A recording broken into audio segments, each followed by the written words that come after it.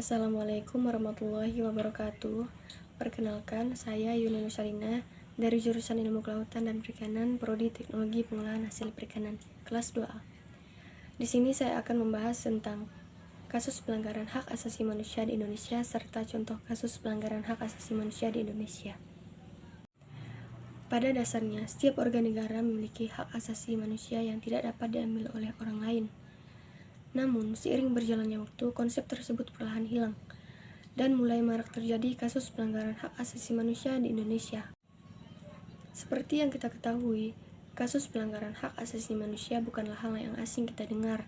Di berbagai negara, kasus pelanggaran hak asasi manusia, baik ringan maupun berat, terus terjadi dan semakin mengkhawatirkan.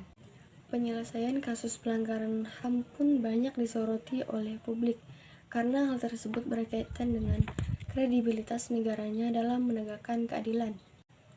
Menurut Pasal 1 Angka 6 Undang-Undang Nomor 39 Tahun 1999 tentang Hak Asasi Manusia, pelanggaran hak asasi manusia adalah setiap perbuatan seseorang atau kelompok orang termasuk aparat negara, baik disengaja maupun tidak disengaja, atau kelalaian yang secara hukum mengurangi, menghalangi, membatasi, atau mencabut hak asasi manusia seseorang atau kelompok orang yang dijamin oleh undang-undang dan tidak mendapatkan atau dikhawatirkan tidak akan memperoleh penyelesaian hukum yang adil dan benar berdasarkan mekanisme hukum yang berlaku.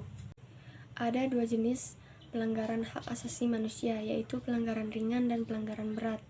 Pelanggaran ringan berupa melakukan pengancaman, melakukan pencemaran nama baik seseorang, atau melakukan kekerasan dan sebagainya.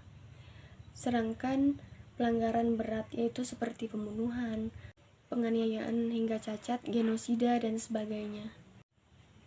Contoh kasus pelanggaran hak asasi manusia di Indonesia seperti tragedi G30 SPKI, tragedi Trisakti, pembunuhan Marsinah, sampai dengan pembunuhan Munir. Di sini saya akan menceritakan sedikit kasus pelanggaran hak asasi manusia di Indonesia yang menurut saya cukup menarik, yaitu pembunuhan Munir pada tahun 2004. Munir Said Tholib merupakan seorang aktivis hak asasi manusia yang membela keluarga korban kasus penculikan aktivis pada tahun 97 sampai 98. Pada tahun 2004, Munir ditemukan tewas dalam pesawat tujuan Amsterdam akibat diracun dengan menggunakan senyawa arsenik. Kasus pembunuhan Munir ini merupakan kasus pelanggaran hak asasi manusia yang dianggap belum terselesaikan dan masih menjadi misteri. Pada tanggal 10 Desember, dunia memperingati Hari Hak Asasi Manusia. Oleh karena itu, kita tidak boleh melakukan pelanggaran hak asasi manusia dengan semena-mena. Baiklah, mungkin hanya itu yang dapat saya sampaikan. Semoga bermanfaat untuk kita semua. Saya akhiri. Wassalamualaikum warahmatullahi wabarakatuh.